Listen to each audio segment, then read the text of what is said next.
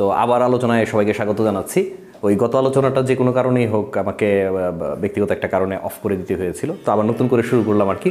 তো এখন আমরা কথা বলবো হচ্ছে দিনাজপুর বোর্ড 2016-র 29 আর 30 নাম্বারটা নিয়ে কথা বলবো। 29 আর 30 নাম্বারটা নিয়ে।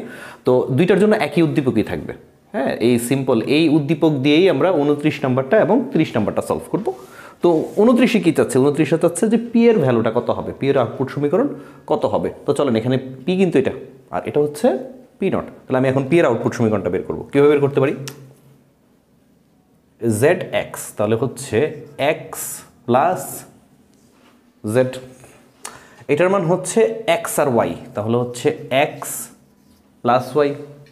তাহলে পি এর মান কত আসতেছে? পি এর মান আসতেছে হচ্ছে x plus Z plus X plus Y, যেহেতু এটা টর্গেট।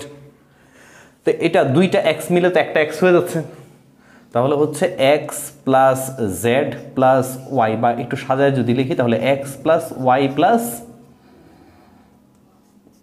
জেড। একটা জিনিস খেয়াল করো, আমরা যে আউটপুট সমীকরণটা পেয়েছি এইটার সাথে 4 জনের একটাও মিলতেছে না।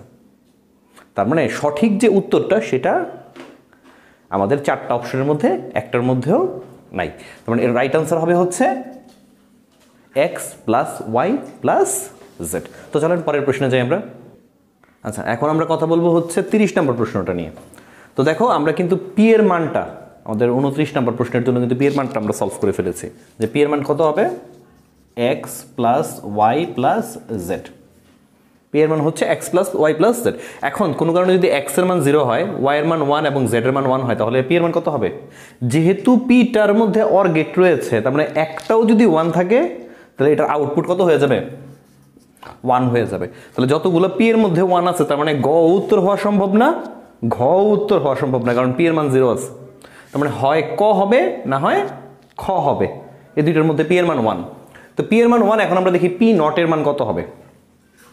আমরা দেখি যে এটার মান যদি x plus Y plus z হয়, এটার সাথে সিম্পল পি নটের মধ্যে যেটা যুক্ত হবে সেটা হচ্ছে x plus Y plus z, এটার সাথে অর হচ্ছে আমার জেড নট, তাহলে প্লাস জেড নট।